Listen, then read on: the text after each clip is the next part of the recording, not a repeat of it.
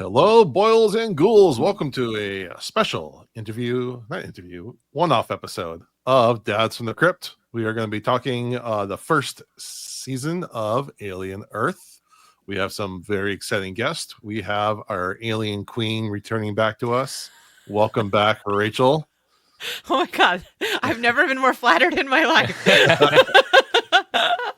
I saw there were pictures you posted from an event. So you're wearing an alien dress, it looked like. I am also, I don't know if you know, this is a little more subtle. I was wearing an alien dress at that event at the Dragula show, but this is also an alien dress that I'm wearing tonight. Do you recognize it? This is a deeper cut.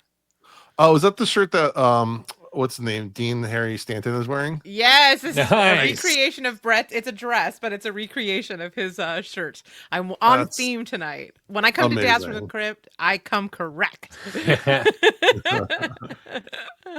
She doesn't come dress on theme for us. I I know. do, but I get made fun of for my hats on the other show. We welcome it. What do you guys chastise?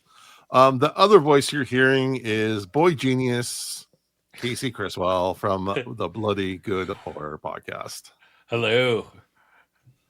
All right, we've got three expert alien nerds here to talk about the first season of the first Alien TV show. Something that 2 years ago would have never imagined could be a thing. Whether this was a good thing or a bad thing, let's find out. Let's start off with just to get a temperature of where everyone's at. Rachel, how did you feel about this first season overall? I was on a roller coaster. I started out pretty cold on the season, I'm not going to lie. And I have some gripes, of course, because I'm me. But I have to say, it won me over, and I was so glad. All right, Casey.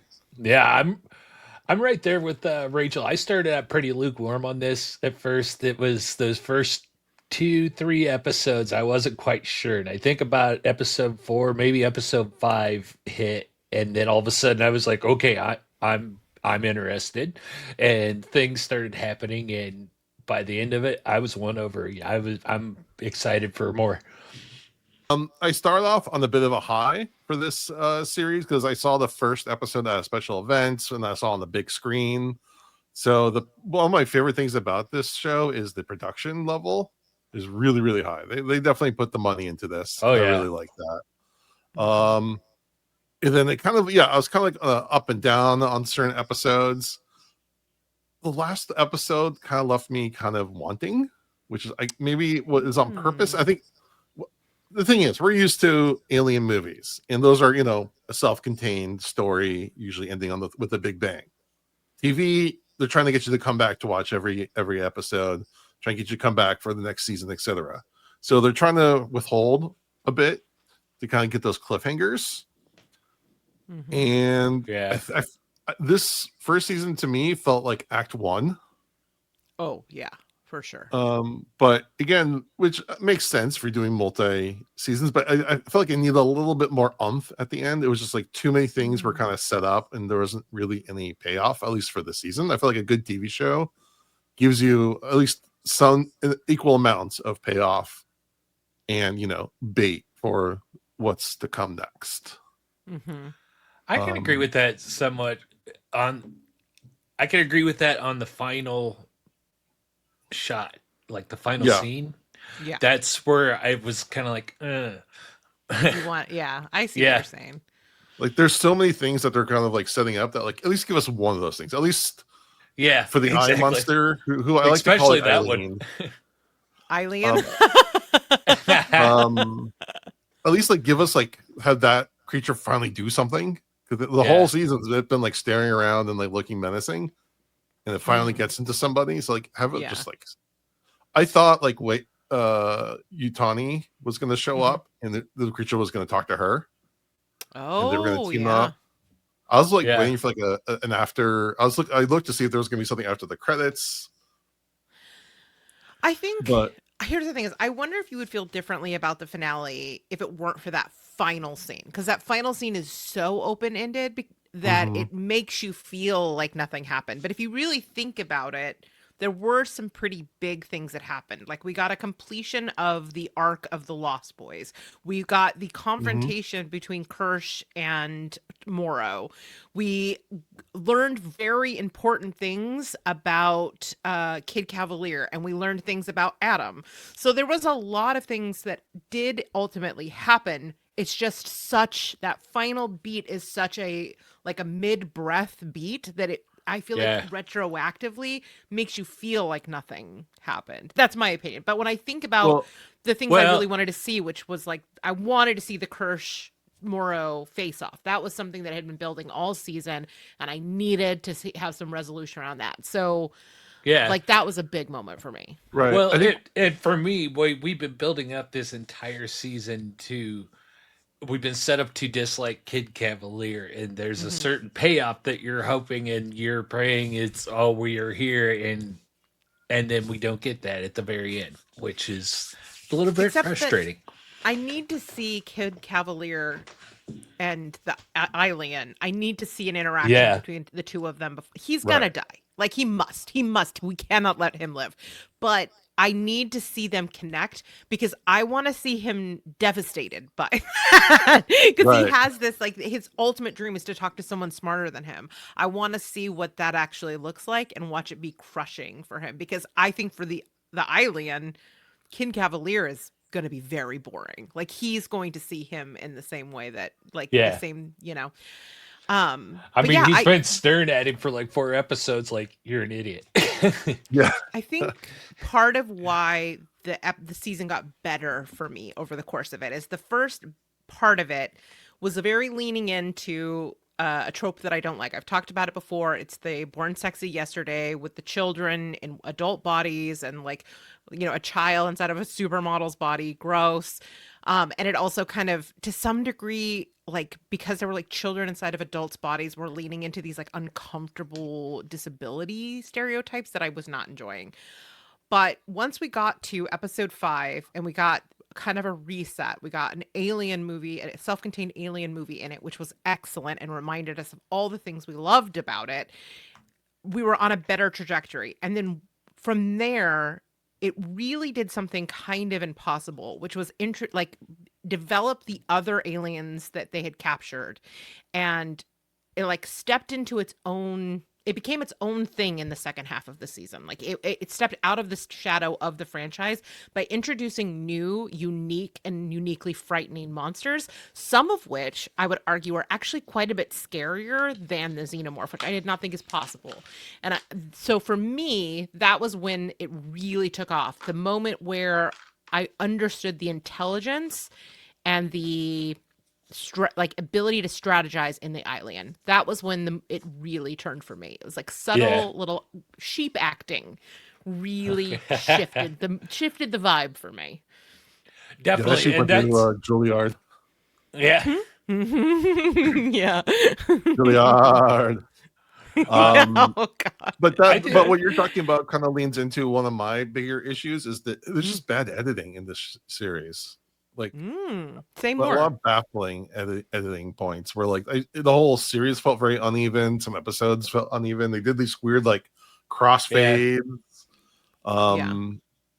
You could definitely feel a quality difference in a couple episodes. There was a couple that didn't live up quite to some of the others, with like especially like you were talking about with the production values and stuff of the show. It didn't look bad, but you could tell there was a difference. Now, I wonder if there's like almost some sort of like uncanny valley thing about seeing a xenomorph just in the forest. Yeah, like that is weird. So used to seeing it, in dark hallways and stuff. So just seeing it, I thought it was really cool. But on the other hand, like this feels wrong because we're not used to seeing it just kind of like free roaming like that, like almost like a velociraptor. But I do like that though. Yeah. I liked how they made it more insect, like almost like a beetle. Is what I kept thinking. But that was something for me that stood out. Sorry to cut you off there. Yeah, go ahead. That with the xenomorph itself, and by the time we got to the end of the show, this show wasn't meant to be about the xenomorph. And I'm obviously okay with that. I'm okay with that too. But it's I lost my train of thought there. But Well, how do we feel about the like communicating with the xenomorph? I was very, very skeptical at first. I was Yeah. not into it. It was not working for me. But I think because we have the other aliens as a balancing factor that are still kind of like question marks that remain, the stakes remain high for everyone. That helped. I also think because by the end of the movie it became really a story about power dynamics Mhm. and Yeah. autonomy and agency, and it kind of becomes an extension of the themes around power for these hybrids. So in the end I was okay. Plus I also just loved watching the xenomorph come in and just destroy things. You know what Mhm. I mean? Yeah. I got it. It was fun to root for the xenomorph for the first time. Was an interesting dynamic to be on Team Xenomorph because they were allied with with the characters that we are most aligned with. Was an interesting flip. Now I don't know that she's gonna always be able to contain it. Like you can't, Right. people Yeah. train tigers too, and we all know how that Mhm. goes. So it'll be interesting to see if that shifts at all. I Yeah, I would. remember my point. I remember my point now. But what part of what pulled me into this, and this is what felt. It's not necessarily bad because, like I was saying, this show it didn't end up being about the xenomorph, but it felt weird and incongruous to where this opening episode of this show. My biggest fear is the xenomorph's going to be on Earth, and that's something that we've talked about throughout the franchise, is that we can't let that thing get to Earth. And so we've had this build up, and you're watching this tensions of, oh shit, the Xeno's going to be on Earth, and by the end it's not that big a deal. I mean, it can't be Yeah. though, right? If they're gonna Right. try Yeah. to like hold on to Yeah. canon, like Like it we always can't knew it had to be. be like a contained events, Yeah. contained Hmm. situation. Well, and that was Um, part of it. What at the beginning, I was like, okay, how are they going to contain this? So that was interesting to see how that broke down. Hmm. yeah, I do kind of what I liked a lot about this series when it did this was just kind of seeing like everyday people life in this universe because we only ever see people like out in space on the mission Yeah. or doing job, but it's kind of interesting to see at least as much as they showed us like what's the average person doing in this universe and um it just kind of built out everything a little bit. Also, I'm assuming in the next new seasons we're going to hear more about the other corporations. Hmm. Utani is on its The way to rest of kick the some ass. It looks five. like. Oh, I Hmm. can't. Um, Yeah, but on we had our complaints about that finale and stuff too. But at the same time, where the scene just before that final shot, that was good stuff, and that's what's gotten me left for like, okay, what the hell is going to happen in the next Oh, you mean season? like Utani about to make landfall? Well, that yeah, Utani making landfall, and the kids just like we're in charge now. But are yeah. they? Yeah. Are they? Well, Not if those yeah. flies get loose. No, I know. And you think the minute a human gets a chance, they're not gonna like that's the sort of like mutually assured destruction, right? Like all of the other creatures are dangerous to people for the most part. Now, xenomorph can tear apart a Synth, I guess, but although maybe not a hybrid. Um, but those metal eating flies create stakes for everybody around, and so I Yeah, that's a suspect, and game I changer. and the fact that we were finally understood exactly, well, got a better understanding of what that weird plant thing was, makes me feel like there's probably more tricks up the sleeves of what's going on with these other creatures. Yeah. Mhm. And And what really, it, so it's how we. I sorry, I keep cutting you off, Jason. I that's right. don't mean to. But that's what really won me over with this show as we got to the second half of the season and we got away from that xenomorph story that we've seen a dozen times now. And ever since they started talking about this show and they mentioned that there was going to be other aliens and stuff, and very early on when the press stories were coming out, and that's what I was hoping for, is that we would get to see other alien stuff. And I think it was that episode 5 when we first met the alien in all its glory and everything. That's when this show really clicked for me, because that's when I got what I wanted. It was, we're going to start exploring these other aliens, and they did explore, and it wasn't just one. They didn't just focus on the alien. We've got the flies, we've got that plant Mhm. thing, and Mhm. there's going to be other surprises. Like one of my biggest cringe moments though is in that first episode with that bug that spitting Blood the pressure, water yeah. bottles. Like, oh my God, that's Oh God, I gross. completely forgot about that. See, there's still more that I like know. Well, yeah. what I was going to say was, don't forget, there's still more alien eggs that could Yeah, face hug other aliens. So what would like a xenomorph Oh hybrid? my that's God. what I've been waiting for. Yeah. Oh my God. Um, I do want to get back to a couple things that, again, there's a lot of plot issues in this movie because I feel like there's a theme that they're trying to get through about humanity and transhumanism and the hybrid, and are they people, are they not people, what is the new thing. Yeah, There's this great, which I think is great. I think the actors are really good. There's some very good dialogue, but I think they're trying to, on the plot level, trying to get to certain things Mm. in rather lazily ways. It happens 2 episodes in a row. There's a character who's a quote saboteur, and Oh. someone doing something that is human incompetence at the exact same time that causes devastating effects. So, like on Mhm. the ship, the boy Cavalier convinces one of the crew members to sabotage everything. Okay, that could happen. But also, there's the other woman who's a scientist who brings her water bottle into an alien contamination area, doesn't secure everything, doesn't make sure everything is closed. Like, it's like you can't have both those things happening at the same time. It just doesn't make Mm. from a plot level. And then the very yeah, next episode, we have the uh the hybrid who is in contact with Murrow. Um, again, he's trying to sabotage, and then the other guy, is being incompetent. The other kid, the other hybrid, by leaving like the thing open, and the goat or sheep, whatever, knocks him over. They do that 2 episodes in a row, and that really, really bothered me. It's like Mm. that's just really lazy writing. And the fact that no one's monitoring any of these things bugs me. Well, I mean, Um, Kirsch is monitoring all of these things. He yeah. just okay, doesn't. but you can have more than him. Yeah. Well, yeah. I mean, Okay, it I can depends. buy that for one, but not both. I mean, which one do you not feel like? Okay, so Kirsch is definitely monitoring the situation. He knows what's happening with Slightly. He knows, and he watches what happens with Toodles or something. I don't know. That's probably not right. It's something like Toodles. I don't know. It's He's just watching it, and it is what I actually loved these reveals about Kirsch I love because Kirsch. he Yeah. Oh my, Kirsch and Morrow are the standouts for me. I'm so delighted to have new alien universe characters that I'm obsessed with.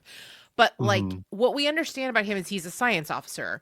But what you learn is he is a science officer like to a degree where he will sit back and just watch what happens. And I think so some of those things that are like weird coincidences that there should be a backstop to prevent them are things that he is the backstop and not stepping in because he's like I want to see what happens. There is Yeah. scientific data to be mined from this fuck up. Yeah. Okay. Again, that might work once, but when in the previous episode, though, I the mean, let's and be then honest. The people on the original ship were not. They were not sending the MVPs and A team on that ship. well, for like that valuable mission, you think they would, but regardless, in the fight with Murrow and Kirsch, I was really disappointed. We never see Murrow's arm, the cybernetic arm, do anything. Mm. Yeah. Like, I It feel like was that just was it was just a regular hand the entire time. I mean, he was just like using it as a club.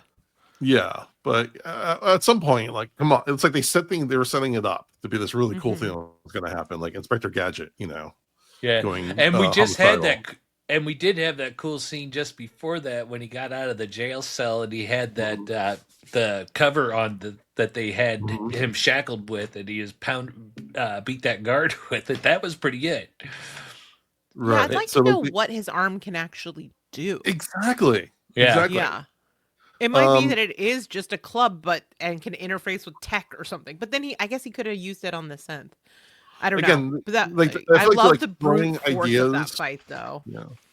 It's like they're just kind of throwing ideas without really thinking it through. It did also bug me how Wendy can like suddenly, or like she's did it a couple times and they really explain how she's able to control every single thing on in this complex. She's on the network. Yeah. She made a mention about the network, at least in the finale, because she was talking Yeah. about the Adam. Adam.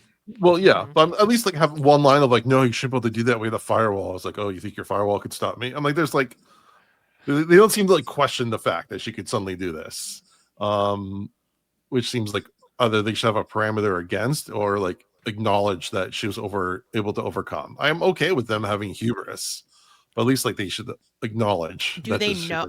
Maybe they See, don't know she has that ability. Well, I yeah, mean, I Oh, didn't have a Kirsch problem might. with that because I mean she's supposed to be, you know, she's a super machine mhm. essentially. So to me, it just kind of made sense.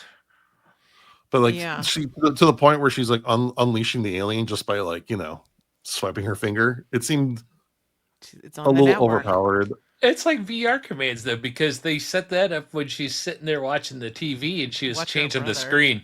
Yeah, Is she was flipping her arm to do the change the screen, so that sets up she's got motion controls going.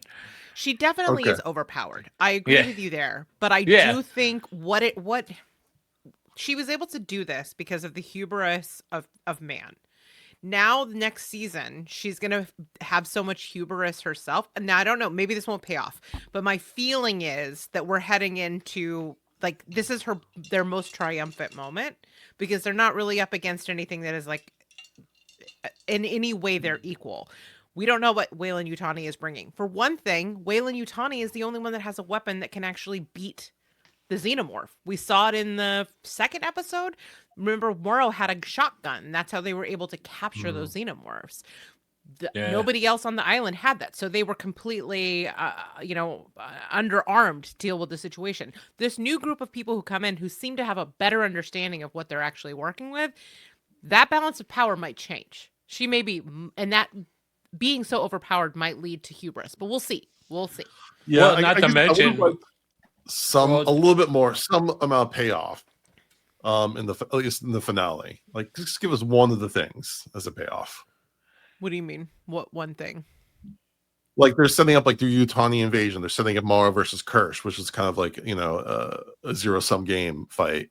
They're setting up Wendy taking over, Saint Boy Cavalier's downfall. There's like all these things in that they're kind of setting up, and like they didn't pay off any of them. And it's Felt just like it was a it's just penultimate episode. yeah, exactly. It just left me That's really fair. unsatisfied. Like if you showed anyone the episode without them knowing how many episodes we left, I'm sure most people would say, "Okay, I'm ready for the next one." Right. That's gonna be the Totally finale where fair. she finally pops off. Totally fair. No, there are some great. There's one really great line. There's lots of great lines in the show, but the one that really hit me that I think really says a lot about people in power is when someone says, "Oh, that's complicated," and then when he says, "That's what powerless people say when they have Mhm. nothing to make." That is what powerless people say to make doing nothing okay. Yep. Yep. 'Cause- Yeah, that was a great line, and Yeah. it was definitely something I had never conceptualized before. But Mhm. when she said it, I was like, "Oh, that's so fucking true." because Mhm. politicians, leaders say, "Oh, that's complicated. We can't do anything about it." Like, yeah, yeah, that just shows them being powerless or unwilling to deal with the situation. Yeah. I am glad though. I was very worried that they were gonna like have them the siblings split over that, and that to me would really cheapen the relationship that has been so central to the like it's fine for there to be complications in the dynamic and Yeah, I want that. like a right. need to choose sides, but to if she had just been like I'm done with you, it would have undermined all the sacrifice, all the things that had come before. So in that respect, I do think that there was good character work in this. Yeah, I think there's a lot of great Yeah, character work, but there's also like Mhm. again, we're used to the spectacle and like the big action stuff with an Alien series. I feel like there just wasn't much of a balance I mean, towards the end of the season. yes and no. Like I think it got bigger and more spectacle-y as it went on, but this to some degree harkens back to that first movie that's pretty small and quiet. Like even the big finale scene is just her silently moving through the cabin trying to like jettison the freaking alien. And yeah, so I'm not as bothered by that. And I am kind of glad that we're moving away from focusing so much on the xenomorph because the way that the series has iterated for the most part, except for not with well to some degree with aliens, but more successfully, is to try to like change the lore around the xenomorph and Mhm. change the xenomorph. But and oftentimes, like, I'm not a big fan of the prequels. I like the mystery and the simplicity of it. So giving new creatures to like build lore around that are just like adjacent to and not necessarily connected to the xenomorph, I think is really fun because it gives us freshness without, overcomplicating what is just the perfect organism. Yeah. And while they did focus, I agree with you, they focused, especially in that first episode, there was too much of the Born Sexy Yesterday. But as the show Oof. went on, I really started getting into the storyline, especially with the synths, with the kids, and the comparison against the cyborgs, the distinct lines between those. But I really got into the synths and the kids, especially as those kids started getting into some of this more serious action that was going on and seeing this Mhm. gnarly stuff going on and then seeing their childlike reactions, because there's a couple times I know I complained to you over text, Rachel, when it's like there's the two boy since there's a couple times they got a little too goofy with them playing around with with the kids stuff, but then as it went and you start to see their characters develop and the way they grew, they did a good job with that. And like Nibs too, I thought was Yeah. Nibs was great, and then I had a kind of a roller coaster emotions with Nibs at first too, because there was when she first started having issues, it was kind of it was almost heartbreaking. You felt so sympathetic for her, but then as she started to grow angry, it started to turn. It's like, oh wow, this is that she's broken. Yeah, she's a little broke down doll. Yeah, Speaking of the xenomorph and like mythology and stuff, I think it's the third episode. The xenomorph kidnaps the brother and sets a trap. How do we? I still can't figure out how I feel Brother about and that. sets a trap. I don't. Are you talking when it's like standing on the statue? I'm trying to remember No, what you're no, he talking like about brings them into specifically. like the back of a truck. He just uses them as bait. Oh, Mm. I don't remember. I I mean, I don't remember that one. remember the scene, but I And then, don't remember the setup for the scene. well, okay. So here's my thing. This is I want to talk about the music overall, because at the end of at the very end of the second season, the xenomorph grabs Wendy's brother. I'm blanking on his name. They call him Hermit. Yeah, Hermit. Um, and then the episode ends on this moment of like terror, like, oh my god, the xenomorph which just kills on sight everything it touches as my brother, and it ends on a Tool song. And I am a big Tool fan, and I think their music actually fits really well with the atmosphere of Alien, but it didn't really convey this moment of terror that Yeah. Wendy was feeling. It was the song did not work for that moment. It works for that universe. I would love like a whole Tool Alien series with Tool music. Um, and I'd she like goes a to find her. Tool concept album, but I'd like it to stay over in the album and keep all of the like contemporary music out of my aliens. Or yeah, I mean, Yeah. Like when but yeah, fucking Smashing Pumpkins dropped, I was like, this is blasphemy. Well, that yeah, second to last episode. it got a little too cute with a lot of those. Yeah. The second to last episode, they ended on Queens of the Stone Age, and it was the setup of a perfect scene because it had a great driving beginning with the drum beat. So if you could ignore the annoyance of them throwing in the 2000s grunge and whatnot, it was really good. It was driving. It would lead up to a perfect fight scene, and then they fade to black, and that's the end. They roll credits.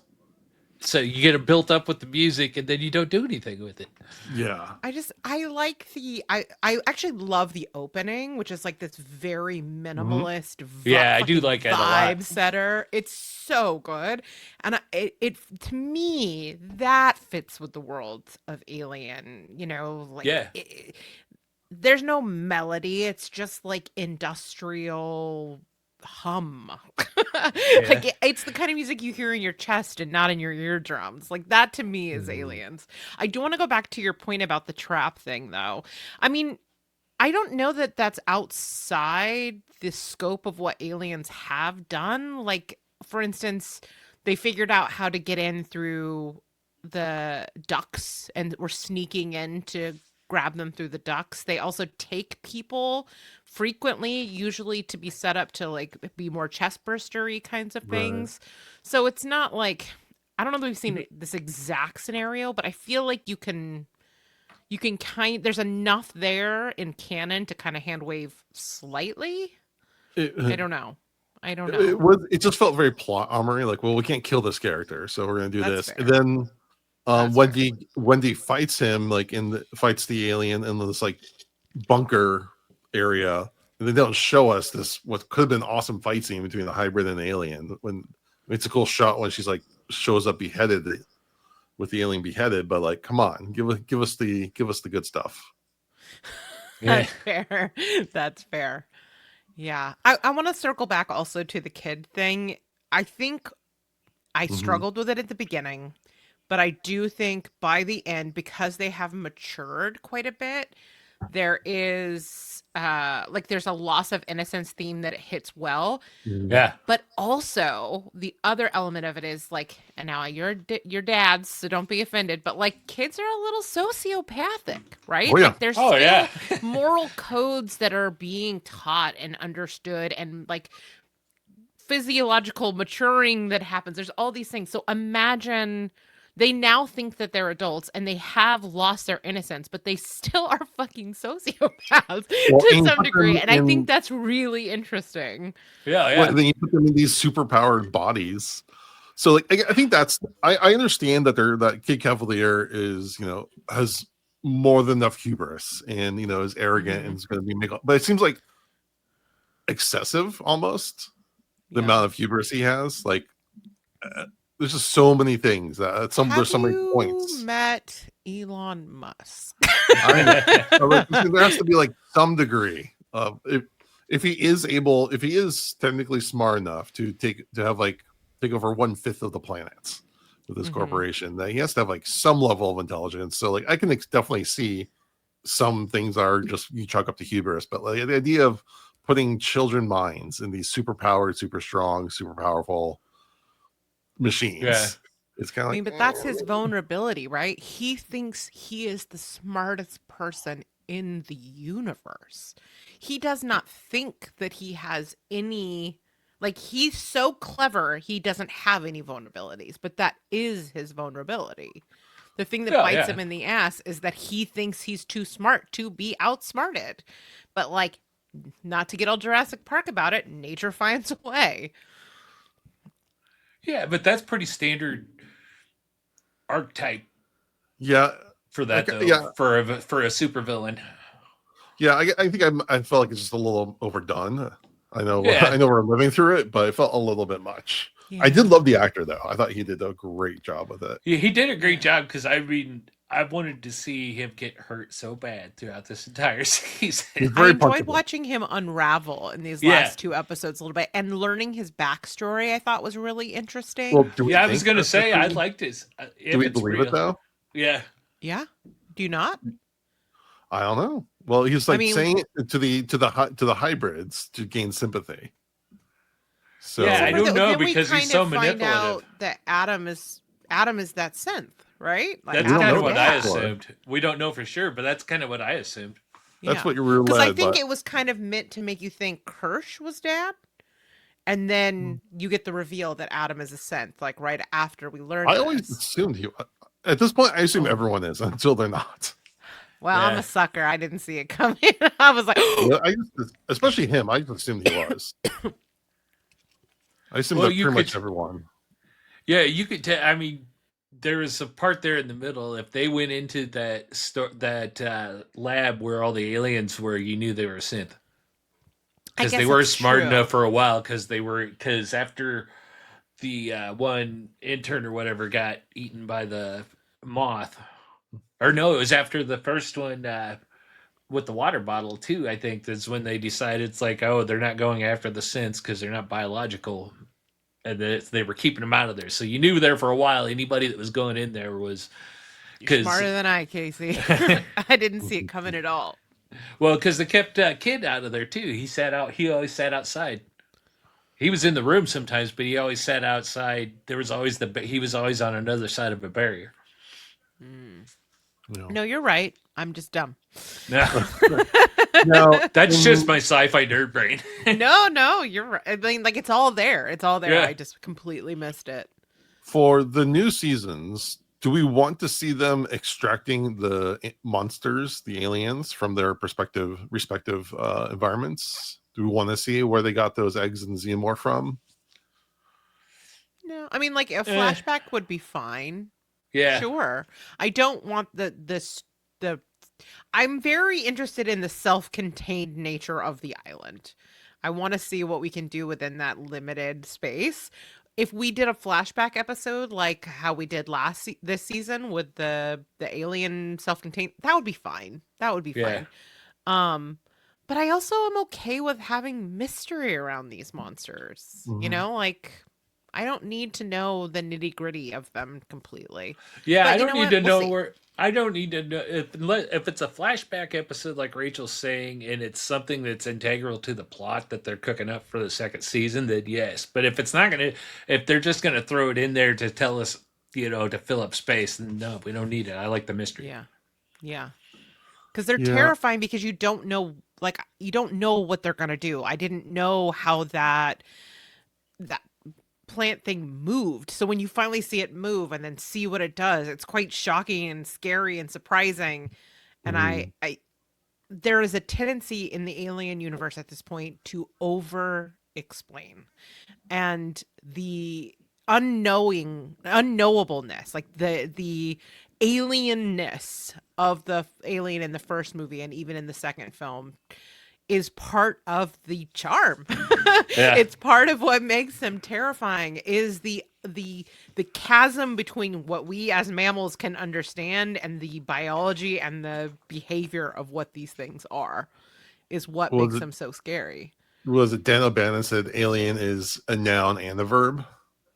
Yeah. Yeah, Yeah. definitely. But Yeah. and again, I think about that a lot whenever I watch these movies because everyone's alien from each other. Especially like think of it in the first one, you have the human crew are alien to the creature, but they're also alien to Ash. You have the upper crew, the upper deck, lower deck are alien from each other. Yeah. The corporation is alien from its workers. And then it's kind of the same thing here, where you have the hybrids are alien from the humans versus the synthetics versus the cyborg versus all these different creatures are all alien from each other. They're all just kind of Mhm. trying to survive. Yeah. I mean, as we see with the hybrids, they're alien from themselves. Like Yeah. watching their exploration of personhood, I think is actually going to be really interesting. Yeah, like seeing there. Did you notice when they went to the grave how Wendy did not go anywhere near hers? She's like, I don't want to even conceptualize that. Yeah. Yeah. I mean, it would be very strange. Well, and it's going to be interesting because you think if you try to imagine what's going to happen in the second season, I mean, the way they've written this and set this up, really, they can go anywhere. And the way they've fit it into the universe too, we can surmise that at some point they get at some point in this story that's happening, they're going to get all the Xenos off of Earth because by the time we see Alien, they're not there. So we're assuming that we can somewhat assume that they're not there. So are they going to stay on that island? I don't think they're going to stay on that island. Do they leave the planet to go search for something else? I mean, because I think what's they're gonna what's leave the alien going? island. Because we got to assume too, Alien's going to start talking. He's in Yeah. a body now. So what's he Like- going to lead him to? If all the aliens, the one I think has the best chance of survival is the alien, Oh yeah, because it would Yeah. not disrupt canon, and it's the smartest of all of them. There's no way that the xenomorphs are going to make it off that island, or like they're going unless the hybrids take them with them into space as their like pets. There's no way, because if they had them, Wayland Yutani would not be as obsessed with getting their hands on them. We Right. wouldn't Or have- maybe they have them and they just want more samples or more varieties. I don't know.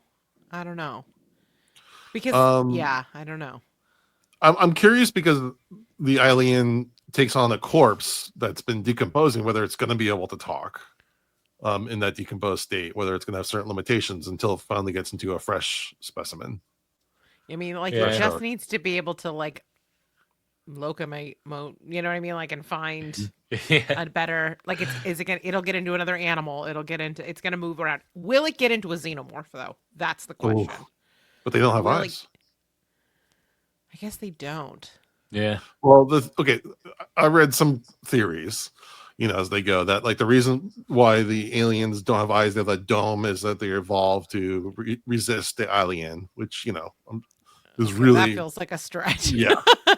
I'm just saying that's like one thing, because theoretically there's a skull underneath that like that's how the original alien was designed, was to have Yeah. like Yeah. the human skull underneath the dome, Mhm. which would conveniently make it impervious to alien. Yeah, true. Still. mean, I mean, Still all feels like speculation. a stretch though. That's all just I mean, Reddit talk. but I mean, it just has to get into a brain. It doesn't need an eye, right? Like it is the eye. It just needs a brain so that it can control the body. Well, again, if it's in the corpse, the brain's been dead and decomposing for a while. Again, Yeah. how much of it can it use? Like, will it gain knowledge from someone if it gets into them, or is it just like autopiloting? We don't know yet. Yeah, Well, we don't know. Here's a nerd question for you. Mm-hmm. Could Morrow be susceptible to an alien? Oh, 100%. Since he's a cyborg? He's a cyborg. Yeah. We don't know. We don't know how much of him is still human, but yeah, he seems to be human enough. Yeah, because I mean, it seems like it's his brain still running things in I mean, there. he got a big old black eye, Yeah, which Yeah. Kirsch did That's not. true. Yeah. Oh God, Kirsch. I hope his back is okay. Oh, I know. I know. I love him with the elephant. He's always great. He Yeah. is great. Honestly, he was the saving grace for me, and then we got more Moro, and I found that I had two people to root for. I also like Hermit, but I think I mostly just like him because he was like Antifa Twink in Andor. So like so I just have a soft spot for him because of that. Like, I want to like Wendy, and she has her moments, but I think she needs some more conflict of some sort. There needs to be something that like kind of tears I her need soul her to do a something little more bit. than go. Yeah. Yeah, Yeah, I was gonna and say they whistle. need to get away from the doe-eyed thing, but that Yeah. her staying Yeah. there at the end, her little speech there in that final scene though, gives me hope that we're gonna Better. see her grow a lot here in this next season because she's gonna be pissed off and has a plan. Well, at one point she says something to the effect of like, "If this is people, I don't want to be people." Mhm. But Yeah, you can't. But she also can't escape her nature. So if like her Yeah. origin is from a human, brain to some degree, like it's gonna be interesting to see her falling into those human fallacies. Mhm. So Yeah. I mean, that's the thing is she to some degree has the same or is developing the same problem that Kid Cavalier has, you know? Mhm. yeah, Like she die the hero or live long enough to become the villain, right? She has the same extreme intelligence that is going to potentially like cause her to follow in his footsteps. I actually, the other character I really like, and it took me a while because to me his performance was in some ways the toughest to begin with, but by the end I really liked was Slightly. yeah. He I really ended up liking him a lot. I think he is sort of the moral center and heart of that group, and it makes me very worried for his future and his fate. But I'm trying to fall in love with all these characters, right?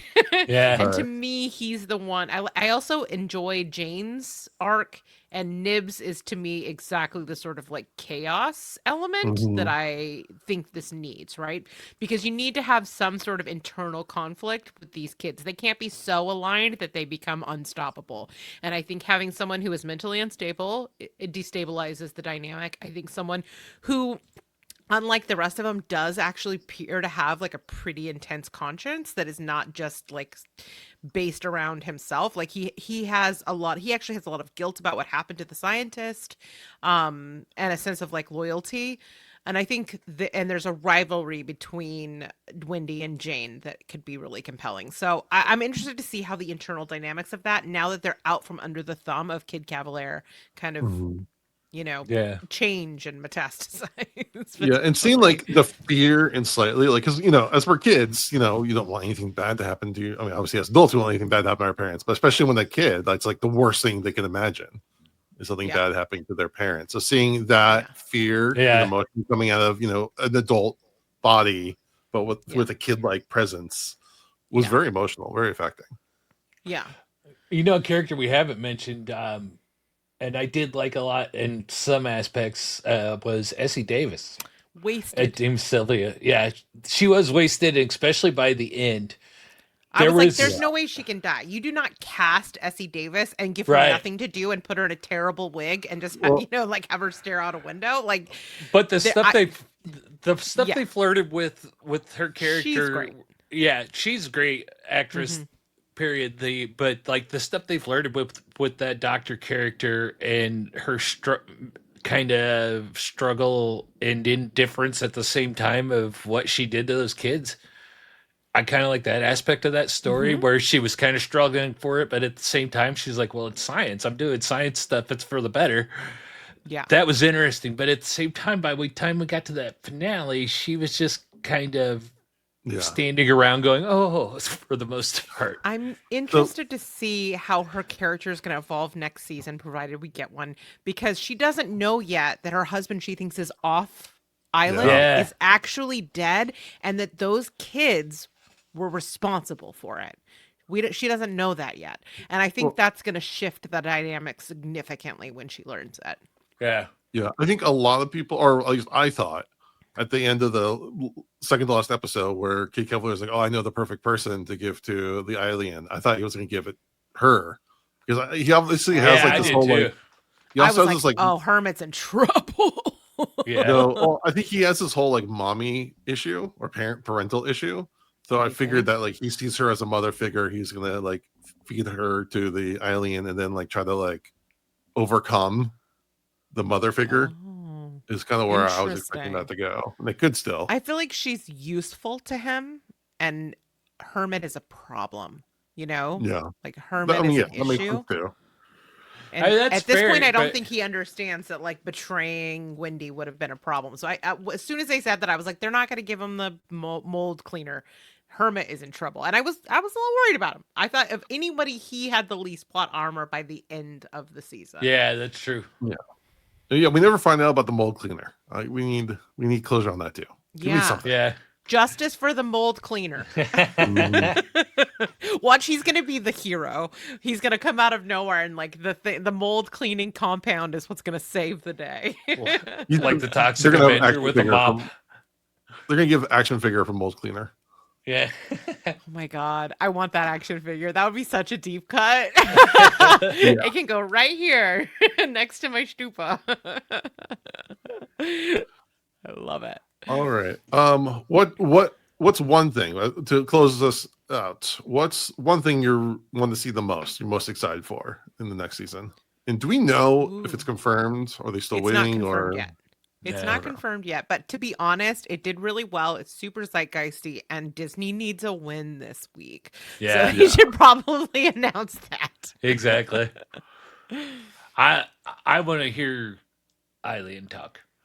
Yeah. Oh, 1,000,000%. That's the thing Yeah. I most want to see. I want to know more about Eileen. Yeah. Yeah. I've seen it poop pie. I need to hear it speak. That reminds me right. too when after Jason, that what about attack. you? Yeah. Sorry, Casey. Yeah. I mean, I also want to see Moreau's arm do something. Yeah. That's a good one. fair. Do something cool. I was gonna say though, there towards the end of that finale, Eileen got banged up pretty good when after he came out of the sheep and bounced off the wall and whatnot. My nerd brain's thinking the entire time there was one shot where Eileen bounced off the wall and was laying kind of motionless on the floor, and I think it was Wendy that got up and left the room. But my first thought was, it's an eyeball. Step on it. I know. Yeah. I know. Focus up, Wendy. I did love Come when she just like on. comes in and fucking punts it though. Yeah, that was good. That's like for me peak Wendy. That's when she was at her like greatest power, when she just came in and drop kicked that eyeball. Yeah, that made up for it. But you're right. Step on the eyeball. Always Yeah. step on the eyeball. Nice. All right. Well, Rachel, Casey, thank you so much for coming on. Why don't you shout out your respective shows and socials? Sure. Well, thank you, first of all, for having me on. This has been so much fun. You know, I love talking about Alien. I have probably too many thoughts and feelings on the subject, so I appreciate the opportunity to like purge some of them. If you want to hear more of me purging my thoughts and feelings, you can always find me every week on the More Deadly podcast, where we review horror films directed by women identified directors. You can also find me with Casey, which I'll pass off to you to talk about. Yes, thanks for having me on again, Jason. It's always fun to come and hang out and nerd out with all of the dads over here. So I appreciate it. And yeah, you can come find me and Rachel every week over a Bloody Good Horror. We're on every podcatcher out there. We're next week, by the time you hear this, we'll be talking about Strangers Chapter 2. So wish us luck. 10 out of 10, best movie of the year. Calling it now. I'm going to hold you to that. Oh, no. Real quick, one other thing. There's a rumor going around, how true this is, that the next Alien movie that's not going to be directed by Fede Alvarez, he's going to produce, might be directed by the guy who did When Evil Lurks. Yes, I saw that. I am down. That makes sense. Don't know if I can handle that kind of trauma after that movie. Yeah, I know. That sounds terrifying. In the good That was way. my first thought. Was like, oh Lord, what's he gonna do to us?